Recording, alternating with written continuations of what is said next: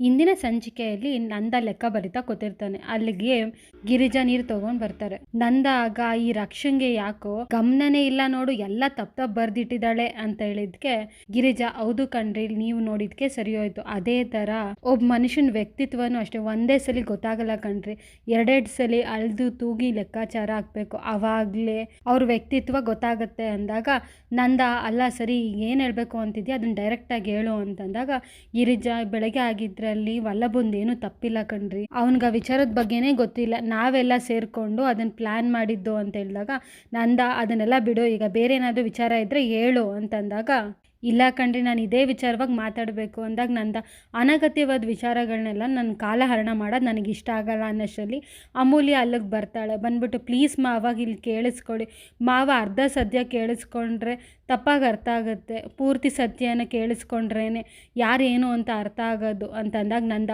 ಯಾರೇನು ಅಂತ ನಂಗೆ ತುಂಬ ಚೆನ್ನಾಗಿ ಗೊತ್ತು, ಇವಳು ಪಾಠ ಮಾಡ್ತಾಳೆ ಕೇಳು ಅಂದಿದ್ಕೇನೆ ಅಮೂಲ್ಯ ಇಲ್ಲ ಮಾವ ವಿಚಾರ ಏನು ಅಂತ ಹೇಳಕ್ಕೆ ಬಂದೆ ಅಷ್ಟೇ ಅಂದಿದ್ದಕ್ಕೆ ನಂದ ಈಗ ಅದೆಲ್ಲ ಏನು ಅವಶ್ಯಕತೆ ಇಲ್ಲ, ನನಗೇನು ಆಸಕ್ತಿನೂ ಇಲ್ಲ ಅಂದಾಗ ಗಿರಿಜಾ ಒಂದು ನಿಮಿಷ ಕಣ್ರಿ ಅದನ್ನು ಕೇಳಿ ಅಂದಾಗ ನಂದ ನಾನು ಒಂದ್ಸಲಿ ಹೇಳಿದ್ರೆ ನಿಮಗೆ ಗೊತ್ತಾಗಲ್ವಾ, ನಾನು ನೆಮ್ಮದಿಯಾಗಿ ಕೆಲಸ ಮಾಡೋಕ್ಕೂ ಬಿಡೋದಿಲ್ಲ ನೀವು ಅಂತ ಅಂದ್ಬಿಟ್ಟು ಎದ್ದೋಗ್ಬಿಡ್ತಾರೆ.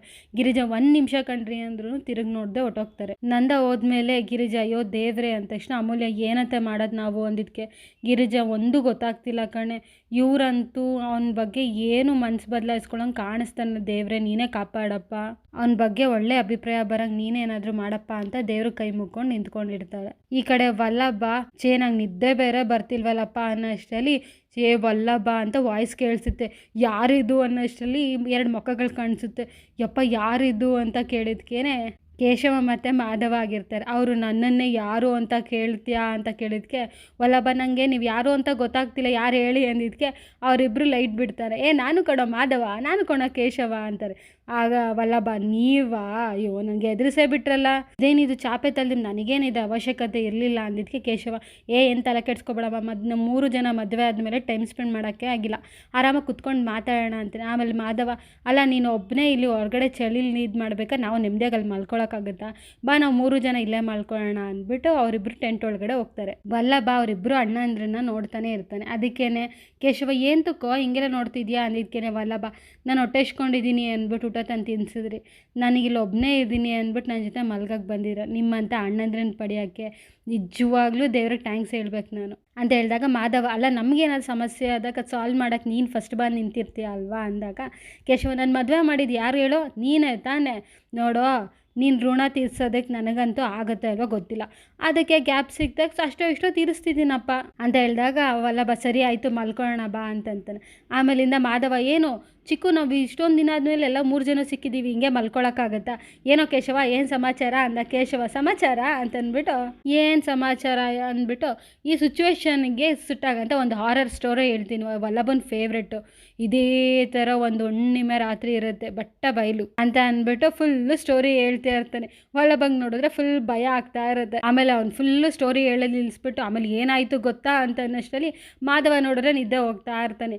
ಓ ಈ ಶ್ರೀರಾಮಚಂದ್ರ ಮಲ್ಕೊಬಿಟ್ಟವ್ರಲ್ಲ, ಈ ಲಕ್ಷ್ಮಣ ಎಲ್ಲಿ ಅಂತ ನೋಡೋ ಅಷ್ಟರಲ್ಲಿ ವಲ್ಲಭ ಬೆಡ್ಶೀಟ್ ಹಾಕೊಂಡು ದೂರ ನಿಂತ್ಕೊಂಡಿರ್ತಾನೆ. ಆಮೇಲಿಂದ ಕೇಶವ ಯಾಕೋ ವಲ್ಲಭ ಅಲ್ಲೋಗಿ ನಿಂತಿದ್ಯಾ ನೀನು ಅಂತ, ಅರ್ಧ ಸ್ಟೋರಿನೂ ಮುಗ್ದಿಲ್ಲ ಅಂತ ಹೇಳಿದ್ಕೆ ನೀನು ಹಾರರ್ ಸ್ಟೋರಿನೂ ಬೇಡ ಏನೂ ಬೇಡ ಅಂತ ಹೇಳ್ತಾನೆ. ಆಮೇಲಿಂದ ಕೇಶವ ಸರಿ ಆಯಿತು ನಾನು ದೇವ್ರ ಸ್ಟೋರಿ ಹೇಳ್ತೀನಿ ಬಾ ಅಂತ ಅಂದ್ಬಿಟ್ಟು ಹೌದಾ ಸರಿ ಆಯಿತು ಅಂದ್ಬಿಟ್ಟು ಬರ್ತಾನೆ. ಆಮೇಲಿಂದ ಕೇಶವ ಅಲ್ಲ ಕಣೋ ರೂಮಲ್ಲಿ ಬಿಳಿ ದೆವ್ವ ಇದೆ ಅಂತಂದಲ್ಲ ಯಾರನ್ನದು ಅಂತ ಅಂದಿದ್ಕೇನೆ ಇನ್ಯಾರನ್ನ ಅಮೂಲ್ಯನ ಅಂತ ಹೇಳ್ತಾನೆ. ಹೌದಾ ಆದರೂ ಕಣೋ ಆ ಹುಡುಗಿ ನಿನ್ನ ತುಂಬ ಇಷ್ಟಪಡ್ತಾಳೆ, ಹೊರಗಡೆ ಎಲ್ಲರೂ ಮುಂದೆ ನಿನ್ನ ಜೊತೆ ಜಗಳ ಆಡಂಗೆ ನಾಟಕ ಮಾಡ್ತಾಳೆ, ಆದರೆ ಮನಸ್ಸಲ್ಲಿ ತುಂಬ ಪ್ರೀತಿ ಇದೆ. ನಿನ್ನೆ ಒಂದು ಘಟನೆ ನಡೀತು ಕಣೋ, ನಿನ್ನ ಜೊತೆ ಮಲ್ಗೋಣ ಅಂತ ಬಂದ್ವಿ, ಆದರೆ ಅಮೂಲ್ಯ ನಿನ್ನ ಚಳಿಲಿ ನಡಕ್ತಿರೋದನ್ನ ನೋಡ್ಬಿಟ್ಟು ತನ್ನ ದುಪ್ಪಟ್ಟನ ನಿನಗೆ ಒದಿಸ್ಬಿಟ್ಟು ನಿನಗೆ ಎಬ್ರಿಸ್ಲೇ ಇಲ್ಲ ಕಣೋ, ಮಡ್ಲಲ್ಲಿ ಮಲಗಿಸ್ಕೊಂಡ್ಲು ಗೊತ್ತಾ, ನಿನಗೆ ಗೊತ್ತೇ ಆಗಲಿಲ್ಲ, ಒಳ್ಳೆ ಮಗು ಥರ ಮಲಗಿದೆ ನೀನು ಅಂತ ಹೇಳಿದಾಗ ವಲ್ಲಭ ಅಣ್ಣ ನೀನು ಹೇಳ್ತಿರೋದೆಲ್ಲ ನಿಜಾನ ಅಂತ ಹೇಳಿದ್ಕೇನೆ 100% ಸತ್ಯ ಕಣೋ ಅಂತ ಹೇಳ್ತೇನೆ. ಅದನ್ನು ಕೇಳಿ ವಲ್ಲಭಂಗೆ ಫುಲ್ ಖುಷಿ ಆಗುತ್ತೆ. ಬೆಳಗ್ಗೆ ಆದಮೇಲೆ ಒಂದನ ಮನೆಗೆ ಯಾರೋ 3 ಜನ ಬರ್ತಿರ್ತಾರೆ. ಅಮೂಲ್ಯ ಅವ್ರನ್ನ ನೋಡ್ಬಿಟ್ಟು ಅಯ್ಯೋ ಇವಳೆ ಅಂತ ಇಲ್ಲಿ ಬರ್ತಿದ್ದಾಳೆ, ಇವಳೇನಾದರೂ ಕಾಲೇಜಲ್ಲಿ ಹೋಗಿ ಹೇಳಿದ್ರೆ ದೊಡ್ಡ ಕತೆ ಆಗೋಗುತ್ತೆ ಅಷ್ಟೇ ಅಂತ ಅಂದ್ಬಿಟ್ಟು ರೂಮ್ ಒಳಗಡೆ ಹೋಗಿ ಅವಸ್ಕೊಳಕ್ಕೆ ಹೋಗ್ತಾರೆ. ಆ ಮಷ್ಟಲ್ಲಿ ನೋಡಿದ್ರೆ ಅವ್ರು 3 ಜನ ಒಳಗಡೆ ಬರ್ತಾರೆ. ಆ ಹುಡುಗಿ ಬರಬೇಕಾದ್ರೆ ವಲ್ಲಭಣ್ಣ ಅಂತ ಅಂದ್ಕೊಂಡು ಒಳಗಡೆ ಬರ್ತಾರೆ. ಬಂದ್ಬಿಟ್ಟು ನಮಸ್ಕಾರ ಅಂಕಲ್ ಅಂತ ಹೇಳ್ತಾರೆ. ನಂದ ನೀನು ಯಾರಮ್ಮ ಅಂತ ಕೇಳಿದಾಗ ಆ ಹುಡುಗಿ ಅಂಕಲ್ ವಲ್ಲಭಣ್ಣ ಎಲ್ಲಿದ್ದಾರೆ ಸ್ವಲ್ಪ ಕರಿತೀರಾ ಅಂತ ಹೇಳಿದ್ಕೇನೆ ಗಿರಿಜಾ ವಲ್ಲಭ ಮನೇಲಿಲ್ಲಮ್ಮ ಅಂದಿದ್ಕೇನೆ ಓ ಆ ಹುಡುಗಿ ನೀವು ಅವ್ರ ಅಪ್ಪ ಅಮ್ಮ ಅಲ್ವಾ ತಗೊಳ್ಳಿ ನೀವು ಸ್ವೀಟ್ ತಿನ್ನಿ ಅಂತ ಸ್ವೀಟ್ ಕೊಡೋಕ್ಕೆ ಹೋಗ್ತಾಳೆ. ನಂದ ಮತ್ತು ಗಿರಿಜಾ ತೊಗೊಂಡ್ಮೇಲೆ ನಂದ ಏನಮ್ಮ ಇದು ವಿಶೇಷ ನೀನು ಯಾರು ಅಂತಂದಿದ್ಕೇನೆ ಆ ಹುಡುಗಿ ನನ್ನ ಹೆಸರು ಶಿಲ್ಪ ಅಂತ ಅಂದ್ಬಿಟ್ಟು ವಲ್ಲಭಣ್ಣ ಓದ್ತಿರೋ ಕಾಲೇಜಲ್ಲೇ ಓದ್ತಾ ಇರೋದು ನಾನು ಅವ್ರ ಜೂನಿಯರ್. ಇವತ್ತು ನಾನು ಹುಟ್ಟಿದ ಹಬ್ಬ ಅದಕ್ಕೆ ಫಸ್ಟೇ ವಲ್ಲಭಣ್ಣಗೆ ಸ್ವೀಟ್ ಕೊಟ್ಟೋಣ ಅವ್ರ ಕೈಲೇ ವಿಶ್ ಮಾಡಿಸ್ಕೊಳ್ಳೋಣ ಅಂತ ಬಂದೆ ನಾನು. ಆದರೆ ಇದೇಂತಕ್ಕೆ ಇವಳು ಹುಟ್ಟಿದ ಹಬ್ಬದ ದಿನ ವಲ್ಲಭಣ್ಣಗೆ ಸ್ವೀಟ್ ಕೊಡೋಕೆ ಬಂದಿದ್ದಾಳೆ ಅಂತ ಯೋಚನೆ ಮಾಡ್ತಾ ಇದ್ದೀರಾ. ನಮ್ಮ ಕಾಲೇಜಲ್ಲಿ ಒಬ್ಬ ಲೆಕ್ಚರರ್ ಇದ್ದ, ಹೆಣ್ಮಕ್ಳನ್ನ ಅಂದರೆ ತುಂಬ ಕಾಟ ಕೊಡ್ತಿದ್ದ. ಯಾರಿಗಾದ್ರೂ ಹೇಳಿದ್ರೆ ನಿಮ್ಮ ಭವಿಷ್ಯನೇ ಹಾಳು ಮಾಡ್ತೀನಿ ಅಂತ ಎದುರಿಸಿದ. ನನಗೂ ತುಂಬ ಕಾಟ ಕೊಟ್ಟಿದ್ದಾನೆ. ಅವ್ನು ಮೇಲಿರೋ ಬೈಕ್ಗೆ ನಾನು ಎಷ್ಟೊಂದು ಸಲ ಸೂಸೈಡ್ ಮಾಡ್ಕೊಳ್ಳೋಣ ಅಂತೆಲ್ಲ ಅಂದ್ಕೊಂಬಿಟ್ಟಿದ್ದೆ. ನನಗಷ್ಟೇ ಅಲ್ಲ, ನಿಮ್ಗೆ ಅಮೂಲ್ಯ ಗೊತ್ತಲ್ವಾ, ಅವಳ ಜೊತೆನೂ ಅಷ್ಟೇ ತುಂಬ ಕೆಟ್ಟದಾಗಿ ನಡ್ಕೊಂಡಿದ್ದಾನೆ ಅವನು. ಅವಳ ಪ್ರೆಸೆಂಟೇಷನ್ ಹಾಳಾಗಂಗೆ ಮಾಡಿದ್ದಾನೆ. ಅದಕ್ಕೆ ವಲ್ಲಭಣ್ಣ ಸ್ಟ್ರೈಕ್ ಎಲ್ಲ ಮಾಡಿಬಿಟ್ಟು ಅಮೂಲ್ಯ ಪ್ರೆಸೆಂಟೇಷನ್ ಮತ್ತೆ ಕೊಡಂಗೆ ಮಾಡಿದ್ರು. ಆಮೇಲಿಂದ ಆ ಲೆಕ್ಚರಿಂದನೇ ಎಲ್ಲ ಆಗಿದ್ದು ಅಂದ್ಬಿಟ್ಟು HOD ಹತ್ರ ಹೇಳಿ ಪೊಲೀಸಿಗೆ ಒಪ್ಸಿದ್ರು ಅವರು. ಅವತ್ತು ವಲ್ಲಭಣ್ಣ ಆ ಥರ ಮಾಡಲಿಲ್ಲ ಅಂದಿದ್ರೆ ನಮ್ಮ ಎಷ್ಟೊಂದು ಜೀವನಗಳೆಲ್ಲ ಹಾಳಾಗೋಗ್ತಿತ್ತು. ಇವತ್ತು ಈ ಕ್ಷಣಕ್ಕೆ ನಾನು ನಿಂತಿದ್ದೀನಿ ಅಂದರೆ ವಲ್ಲಭಣ್ಣನಿಂದನೇ ಕಾರಣ ಅಂತ ಹೇಳ್ತಾಳೆ. ಅದನ್ನು ಕೇಳಿಸ್ಕೊಂಡು ಮನೆಯವ್ರಿಗೆಲ್ಲ ಫುಲ್ ಖುಷಿ ಆಗುತ್ತೆ. ಆಮೇಲಿಂದ ಹುಡುಗಿಯವರಪ್ಪ ಹೌದು ಸರ್ ನಿಮ್ಮ ಮಗನಿಂದ ನಮ್ಮ ಮಗಳು ಜೀವನ ಉಳಿದಿದೆ, ಎಷ್ಟೊಂದು ದಿನ ಸಪ್ಪಗಿರೋಳು, ಏನು ಸಮಸ್ಯೆ ಅಂತ ಕೇಳಿದ್ರೆ ಹೇಳ್ತಾನೆ ಇರಲಿಲ್ಲ, ಎಷ್ಟೊಂದು ಕಂಗಾಲಾಗಿದ್ಲವಳು. ನಿಮ್ಮ ಮಗನಿಂದ ಅವ್ರ ಲೆಕ್ಚರರ್ಗೆ ಶಿಕ್ಷೆ ಆಗಿದೆ, ನನ್ನ ಮಗಳು ಜೀವನ ಸರಿಯೋಯ್ತು, ಇದರಿಂದ ನಿಮ್ಗೆ ಎಷ್ಟು ಥ್ಯಾಂಕ್ಸ್ ಹೇಳಿದ್ರು ಸಾಲದು ಸರ್. ನೀವು ನಿಮ್ಮ ಮಗನ ತುಂಬ ಧೈರ್ಯವಂತಾಗಿ ಒಳ್ಳೆ ಮನುಷ್ಯನಾಗಿ ಬೆಳೆಸಿದ್ದೀರಾ, ಇದ್ರೆ ಇಂಥ ಮಗನಾಗಿರಬೇಕು. ಇವತ್ತು ಅವನಿಂದಾಗಿ ನಮ್ಮ ಮಗಳು ಧೈರ್ಯವಾಗಿ ಕಾಲೇಜ್ಗೆ ಹೋಗ್ತಿದ್ದಾಳೆ. ಇವತ್ತು ಅವನ್ನೇ ನೋಡೋಣ ಅಂತ ಬಂದ್ವಿ, ಆದರೆ ಅವರೇ ಮನೇಲಿಲ್ಲ. ಆದರೆ ನಿಮ್ಮನ್ನು ನೋಡಿ ತುಂಬ ಖುಷಿ ಆಯಿತು ನನಗೆ ಅಂತ ಹೇಳಿದಾಗ ಆ ಹುಡುಗಿ ವಲ್ಲಭಣ್ಣಂಗೆ ಸ್ವೀಟ್ಸ್ ಕೊಟ್ಬಿಡಿ, ನೀವೆಲ್ಲ ತಗೊಳ್ಳಿ ಅಂಕಲ್ ನಂಗೆ ಆಶೀರ್ವಾದ ಮಾಡಿ ಅಂದ್ಬಿಟ್ಟು ಆಶೀರ್ವಾದ ತಗೋತಾಳೆ. ಗಿರಿಜಾ ಆಮೇಲೆ ಪರವಾಗಿಲ್ಲ ಬೇಡಮ್ಮ 100 ಕಾಲ ಚೆನ್ನಾಗಿರು ಅಂತ ಅಂದ್ಬಿಟ್ಟು ಕಳಿಸ್ತಾರೆ.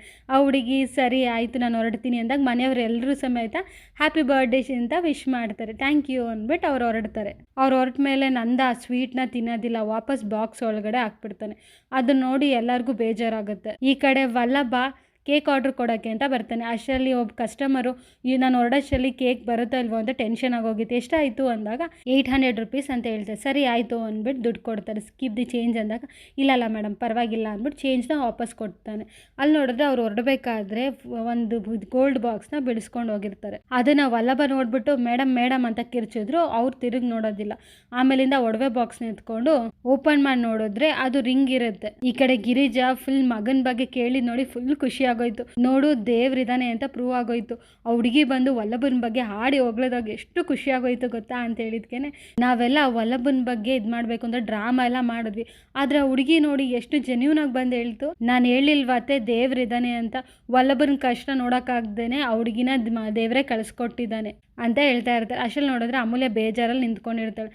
ಮೀನಾ ಯಾಕೆ ಇಷ್ಟು ಬೇಜಾರಲ್ಲಿ ನಿಂತಿದ್ಯಾ, ನಿಂಗೆ ಖುಷಿ ಆಗಲಿಲ್ವಾ ಅಂತ ಕೇಳಿದ್ದಕ್ಕೆ ಅಮೂಲ್ಯ ಇಲ್ಲ ನಂಗೆ ಖುಷಿ ಆಯಿತು, ಆದರೆ ಆ ಹುಡುಗಿ ಹೇಳೋದ್ಮೇಲೆ ವಲ್ಲಭನ ಕರೆದ್ಬಿಟ್ಟು ಫುಲ್ಲು ಖುಷಿಯಿಂದ ಮನೆ ಒಳಗಡೆ ಕರ್ಕೋತಾರೆ ಅಂತ ಅಂದ್ಕೊಂಡಿದ್ದೆ ಅಂತ ಹೇಳಿದ್ಕೆ ಮೀನಾ ನೀನು 6 ತಿಂಗ್ಳಿಗೆ ಹುಟ್ಟಿದ್ಯಾ 9 ತಿಂಗ್ಳಿಗೆ ಹುಟ್ಟಿದ್ಯಾ, ನೀನು ಎಷ್ಟು ಆತರ ನಿನಗೆ, ನಮ್ಮ ಮಾವನ ಏನು ಅನ್ಕೊಂಬಿಟ್ಟಿದೆ, ಈಗೇನು ಅವ್ರ ಜಡ್ಜ್ ಅನ್ಕೊಂಡ್ಯಾ ಏನು ಗೋಲ್ಡನ್ ಬಜರ್ ಕೊಡೋಕ್ಕೆ, ನಂದಕುಮಾರ್ ಕಣೆ ಅವರು, ಅಷ್ಟು ಬೇಗ ಅವ್ರ ಖುಷಿನ ತೋರಿಸ್ಕೊಡಲ್ಲ ಅಂಥ ಮನುಷ್ಯ ಅಂದಾಗ ಗಿರಿಜಾ ಏಯ್ ಅಂತಂತಾಳೆ. ಅದಕ್ಕೆ ಅಂದರೆ ಅಂಥ ಧೀಮಂತ ಮನುಷ್ಯ ಅಂತ ನಾನು ಹೇಳ್ತಿರೋದು ಅಂತಾಳೆ. ನಾನು ಸುಳ್ಳು ಹೇಳ್ತೀನ, ಮಾವನ ಮಕ್ಕದಲ್ಲಿ ಆ ಹುಡುಗಿ ಹೊಗಳಬೇಕಾದ್ರೆ ಫುಲ್ ಖುಷಿ ಇತ್ತು, ಅದೇ ಮರೆ ಮಚ್ಬಿಟ್ರು. ಅವ್ರ ಮಕ್ಕದಲ್ಲಿ ಎಮ್ಮೆ ಇತ್ತು, ಅದನ್ನು ಬಚ್ಚಿಟ್ಬಿಟ್ರು. ಅವ್ರ ಮನಸ್ಸಲ್ಲಿ ಸಾರ್ಥಕತೆ ಇತ್ತು, ಆದರೆ ಕರೆಕ್ಟನೇ ಹಾಕ್ಬಿಟ್ರು ಅಂದಿದ್ಕೇನೆ ಗಿರಿಜಾ ಅವ್ರು ಹಂಗೇನೆ ಅಂತ ಹೇಳ್ತಾಳೆ. ಅದಕ್ಕೆ ಮೀನಾ ಈಗ ನೋಡಿ ಮಾವ 2 ದಿನದಲ್ಲಿ ವಲ್ಲಭನ ಒಳಗಡೆ ಕರ್ಕೊಂಬರ್ತಾರೆ ಅಂದಿದ್ಕೇನೆ ಮೀನಾ 2 ದಿನನಾ ಅಂತಾಳೆ. ಅದಕ್ಕೇನೆ ಮೀನಾ ಅಲ್ಲ ಗಂಡನ 2 ದಿನನಾದರೂ ಬಿಟ್ಟಿರೋದಿಲ್ಲ, ನೋಡು ಕಂಗಾಲಾಗಿದ್ದಾಳೆ ನೋಡು ಅಂದಿದ್ದು. ಮೀನಾ ಪಾಪ ವಲ್ಲಭ ಈ 2 ದಿನ ಅವ್ನ ಟೆಂಟಲ್ಲಿದ್ದರೆ ಆಮೇಲೆ ಊಟ ತಿಂಡಿ ನಿದ್ದೆ ಯಾವುದು ಕರೆಕ್ಟಾಗಿ ಆಗಲ್ಲ. ಈ ವೀಣಾ ಆಂಟಿ ಬೇರೆ ಯಾಕಾದರೂ ನಮ್ಮ ಮನೇಲಿ ಇರ್ತಾರೋ ಇಲ್ವೋ ಅಂತಂದಿದ್ದಕ್ಕೆ ಗಿರಿಜಾ ಏನಾಯಿತು ಅಂತ ಕೇಳಿದ್ಕೆ ಮೀನಾ ಅದೇನೂ ಇಲ್ಲ ಅಂತ ಅಂದ್ಬಿಟ್ಟು ಸುಮ್ಮನೆ ಆಗ್ತಾಳೆ. ಆಮೇಲಿಂದ ಮೀನಾ ಸರಿ ಒಂದು ಕೆಲಸ ಮಾಡು, ಈಗಲೇ ದೇವ್ರ ಹತ್ರ ನನ್ನ ಗಂಡನ್ನ ಅವ್ರ ಮಾವ ಆದಷ್ಟು ಬೇಗ ಕರ್ಕೊಳ್ಳಿ ಅಂತ ಬೇಡ್ಕೊ, ದೇವರು ಚೆನ್ನಾಗಿದ್ದು ಆದಷ್ಟು ಬೇಗ ತಥಾಸ್ತು ಅಂದ್ಬಿಟ್ರೆ ಅಂತ ಹೇಳಿದ ತಕ್ಷಣ ಅಮೂಲ್ಯ ಆಯಿತು ಅಂದ್ಬಿಟ್ಟು ದೇವ್ರ ಹತ್ರ ಕೈ ಮುಕ್ಕೊಂಡು ಅಯ್ಯೋ ದೇವ್ರೆ ದಯವಿಟ್ಟು ನನ್ನ ವಲ್ಲಭನ ಮನೆ ಒಳಗಡೆ ಬೇಗ ಕರ್ಸ್ಕೊಳಂಗೆ ಮಾಡಪ್ಪ ಅಂತ ಬೇಡ್ಕೋತಾಳೆ. ಅದನ್ನು ಕೇಳಿಸ್ಕೊಂಡು ಗಿರಿಜಂಗೆ ಮತ್ತು ಮೀನಿಗೆ ಫುಲ್ ಶಾಕ್ ಆಗುತ್ತೆ. ಮೀನು ಆಮೇಲೆ ಎದೆ ಇಟ್ಕೊಂಡು, ಅತ್ತೆ ನಂಗೆ ಎದೆ ನೋವು ಯಾಕೋ ಜಾಸ್ತಿ ಬಂದ್ಬಿಡ್ತು ಅತ್ತೆ ಅಂತ ಹೇಳ್ತಾಳೆ. ಅದಕ್ಕೆ ಗಿರಿಜಾ, ಯಾಕೆ ಮೀನಾ ಅಂದಿದ್ಕೇನೆ, ಮೀನಾ ಅತ್ತೆ ನೀವೊಂದು ವಿಚಾರ ಗಮನಿಸಿದ್ರಾ ಅಂತ ಹೇಳಿದ್ಕೆ ಗಿರಿಜಾ, ಏನದು ಮೀನಾ ಅಂತ ಕೇಳಿದ್ಕೆ ಮೀನಾ, ಇಷ್ಟಿರೋದ್ವರೆಗೂ ಅಮೂಲ್ಯ ತನ್ನ ಗಂಡನ ಕಾಡ್ಪಾಪ ಅಂತ ಕರಿತಿದ್ಲು, ಈಗ ನೋಡಿದ್ರೆ ವಲ್ಲಭ ಅಂತ ಕರಿತಿದ್ದಾಳೆ ಅಂತ ಹೇಳಿದ್ಕೇನೆ ಗಿರಿಜಾ, ಅದು ವಲ್ಲಭ ಅಂತಲ್ಲ ನನ್ನ ವಲ್ಲಭ ಅಂತ ಬೇರೆ ಹೇಳ್ತಿದ್ದಾಳೆ ಅಂತ ಹೇಳಿ ಅಮೂಲ್ಯ ಮತ್ತು ಗಿರಿಜಾ, ನಮ್ಮ ಕಾಲದಲ್ಲಿ ಹೀಗಿರ್ಲಿಲ್ಲಪ್ಪ ಅಂತ ಹೇಳ್ತಾರೆ. ಆಮೇಲಿಂದ ಅಮೂಲ್ಯ ಅತ್ತೆ ಅಕ್ಕ ಅಂತ ಹೇಳಿದ ತಕ್ಷಣ ಅವರಿಬ್ಬರು ಅಮೂಲ್ಯಂಗೆ ಚಕ್ಲಿಗಳಿಗೆ ಕೊಡ್ತಾರೆ. ಅವಳು ಸರಿ ಅಂದ್ಬಿಟ್ಟು ಅಲ್ಲಿಂದ ಓಡೋಟೋಗ್ತಾಳೆ. ಈ ಕಡೆ ಪೊಲೀಸ್ ಜೀಪ್ ಬಂದು ನಂದನ್ ಮನೆ ಮುಂದೆ ನಿಂತ್ಕೊಳ್ಳುತ್ತೆ. ಪೊಲೀಸ್ ಇನ್ಸ್ಪೆಕ್ಟ್ರು ಮತ್ತು ಕಾನ್ಸ್ಟೇಬಲ್ಸ್ಗಳೆಲ್ಲರೂ ನಂದನ್ ಮನೆಗೆ ಬಂದ್ಬಿಟ್ಟು ಇದೇನ್ರಿ ಮನೇನ ಅಂತ ಕಾನ್ಸ್ಟೇಬಲ್ ಹತ್ರ ಕೇಳ್ತಾರೆ. ಹ್ಞೂ ಅಂದ್ಬಿಟ್ಟು ಅವ್ರ ಮನೆ ಒಳಗಡೆ ಬರ್ತಾರೆ. ಈ ಕಡೆ ನಂದ ಗಿರಿಜಾ ಪರ್ಸ್ ಕೊಡು ಅಂತ ಕೇಳ್ತಿರ್ತಾನೆ. ಅಷ್ಟರಲ್ಲಿ ನೋಡಿದ್ರೆ ಈ ಕಡೆ ತಿರುಗಿದ್ರೆ ಪೊಲೀಸವ್ರು ಬರ್ತಿರ್ತಾರೆ. ನಮ್ಮನೆ ಒಳಗಡೆ ಎಂತಕ್ಕೆ ಪೊಲೀಸವ್ರು ಬರ್ತಿದ್ದಾರೆ ಅಂತ ಅಂದ್ಬಿಟ್ಟು ಎಲ್ಲರೂ ಗಾಬರಿಯಿಂದ ನಿಂತ್ಕೊಂಡಿರ್ತಾರೆ. ನಂದ ಆಮೇಲೆ ನಮಸ್ಕಾರ ಸರ್ ಕೂತ್ಕೊಳ್ಳಿ ಅಂತ ಹೇಳಿಕ್ಕೆ ಪೊಲೀಸವರು, ನಾನಿಲ್ಲಿ ಕೂತ್ಕೊಳ್ಳೋದಕ್ಕೆ ಬಂದಿಲ್ಲ ಅಂತ ಹೇಳ್ತಾರೆ. ಅಷ್ಟರಲ್ಲಿ ನೋಡಿದ್ರೆ ವಲ್ಲಭ ಮನೆ ಮುಂದೆ ಬಂದಿದ್ದೇನಿದು ಪೊಲೀಸ್ ಜೀಪ್ ಬಂದುಬಿಟ್ಟಿದೆ. ಅಯ್ಯೋ ಮೋಸ್ಟ್ಲಿ ಈ ಮಿಸ್ಟರ್ ಸೂರ್ಯಕಾಂತ್ ಅವರು ಪಾಲಿಟಿಕ್ಸ್ಗೆ ಎಂಟ್ರಿ ಕೊಡ್ತಾರಲ್ಲ ಅದಕ್ಕೆಲ್ಲ ಇರ್ಬೋದು ಅಂತ ಹೇಳ್ಬಿಟ್ಟು ಟೆಂಟ್ ಹತ್ರ ಹೋಗ್ಬಿಟ್ಟು ಫೋನ್ ಯೂಸ್ ಮಾಡ್ತಾ ನಿಂತ್ಕೊಂಡಿರ್ತಾರೆ. ಈ ಕಡೆ ನಂದ ಫುಲ್ ಟೆನ್ಷನ್ ಆಗಿ, ಏನಾಯಿತು ಸರ್ ಏನಾಯಿತು ಅಂತ ಹೇಳಿ ಅಂದಿದ್ಕೇನೆ ಪೊಲೀಸರು, ವಲ್ಲಭ ಅಂದರೆ ನಿಮ್ಮ ಮಗನೇ ತಾನೇ ಅಂತ ಹೇಳಿದ ತಕ್ಷಣ ಎಲ್ಲರೂ ಫುಲ್ ಟೆನ್ಷನ್ ಮಾಡ್ಕೊಂಡಿರ್ತಾರೆ. ನಂದ ಹೌದು ಸರ್ ನನ್ನ ಮಗನೇ ಅಂತ ಕೇಳಿದ್ಕೆ ಪೊಲೀಸವರು, ಕರೀರಿ ಅವನ್ನ ಸ್ವಲ್ಪ ಮಾತಾಡಬೇಕು ಅಂತ ಹೇಳ್ತಾರೆ. ಅದಕ್ಕೆ ನಂದ ಅವ್ನ ಮನೇಲಿಲ್ಲ ಸರ್ ಅವನ್ನ ಅಂತ ಹೇಳಿದ್ಕೇನೆ ಪೊಲೀಸವರು, ಈ ವಲ್ಲಭ ಇಲ್ಲಿರ್ಬೇಕಷ್ಟೇ ಕರೀರಿ ಅವನ್ನ ಅಂತ ಜೋರಾಗಿ ಕಿರ್ಚ್ತಾರೆ. ಅದು ವಾಯ್ಸು ವಲ್ಲಭಂಗೆ ಕೇಳಿಸ್ಬಿಡುತ್ತೆ. ವಲ್ಲಭ, ಇದೇನಿದು ನಮ್ಮನೆ ಒಳಗಡೆಯಿಂದ ಸೌಂಡ್ ಬರ್ತಿದೆಯಲ್ಲ ಅಂದ್ಬಿಟ್ಟು ವಲ್ಲಭ ಓಡ್ ಬರ್ತಾನೆ. ಈ ಕಡೆ ಪ್ರಿಯವರಮ್ಮ, ಮಗಳೇ ಈ ವಲ್ಲಭ ಏನೋ ದೊಡ್ಡದಾಗಿ ಎಡ್ವರ್ಟ್ ಮಾಡ್ಕೊಂಡಿರಬೇಕು, ಅದಕ್ಕೆ ಪೊಲೀಸವರೆಲ್ಲ ಬಂದಿದ್ದಾರೆ ಅಂತ ಮಾತಾಡ್ತಿರ್ತಾರೆ. ನಂದ ಅದಕ್ಕೇನೆ ಮನಸ್ಸಲ್ಲಿ ಈ ಕತ್ತೆ ಬಡಗೆ ಬಡವ ಇನ್ನೇನು ಮಾಡ್ಕೊಂಡೋ ಅಂತ ಯೋಚನೆ ಮಾಡ್ತಾ ಇರ್ತಾನೆ.